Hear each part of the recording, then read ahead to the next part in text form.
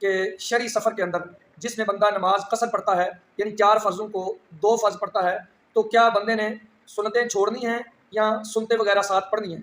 تو اس کے حوالے سے 2 باتیں ہیں نبی کریم صلی اللہ علیہ وسلم سے کیا روایت ہے، میں آپ کے سامنے بیان کرتا ہوں۔ یہ مسلم شریف میرے ہاتھ کے اندر ہے۔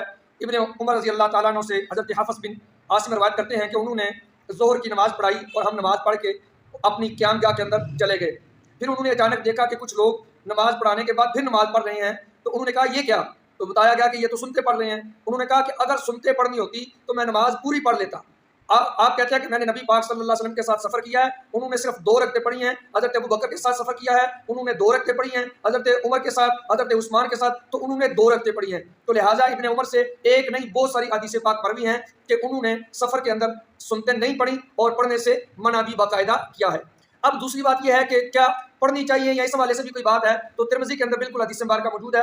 یہ ترمذی کے اندر اس بات کی پہلی حدیث مبارکہ حضرت برہ بن عازب رضی اللہ تعالیٰ سے روایت ہے۔ وہ کہتے ہیں میں نے رسول اللہ صلی اللہ علیہ وسلم کے ساتھ 18 سفر کیے ہیں، 18 سفر کیے ہیں۔ فما رأيته ترك الركعتين اذا زاغت الشمس قبل الظهر، کہتے ہیں کہ میں نے ظہر سے پہلے 2 رکعتیں نبی پاک صلی اللہ علیہ وسلم کو چھوڑتے ہوئے کبھی نہیں دیکھا۔ 18 سفر کے اندر کبھی بھی سرکار نے ظہر سے پہلے والی 2 جو سنتیں ہیں وہ نہیں چھوڑی، کیونکہ بعض 4 سنتیں روایت کرتے ہیں، بعض 2 روایت کرتے ہیں، تو سرکار نے دونوں پڑھی ہیں، تو 2 رکعت 18 سفر میں کہتے ہیں میں نے چھوڑتے ہوئے نہیں دیکھا۔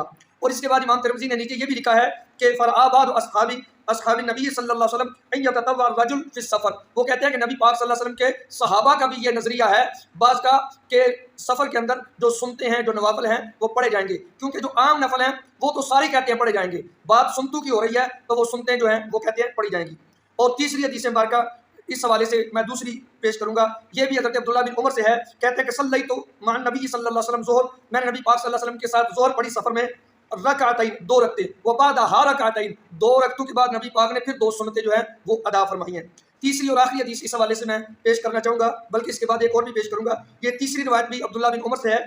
وہ کہتے ہیں کہ میں نے نبی پاک صلی اللہ علیہ وسلم کے ساتھ سفر حضر دونوں میں نمازیں پڑھی ہیں، تو سرکار نے سفر حضر کے اندر 4 رکعت ظہر پڑھی ہے اور اس کے بعد 2 رکعتیں پڑھی ہیں، تو اسی طریقے سے سرکار نے سفر کے اندر بھی 2 رکعت پڑھی ہے اور اس کے بعد بھی 2 رکعت پڑھی ہے۔ پھر سرکار دو عالم صلی اللہ علیہ وسلم نے عصر کی 2 رکعت پڑھی ہے اور اس کے بعد نماز کوئی نہیں پڑھی۔ پھر سرکار نے مغرب کی 3 رکعت پڑھی ہیں اور اس کے بعد 2 رکعت پڑھی ہیں۔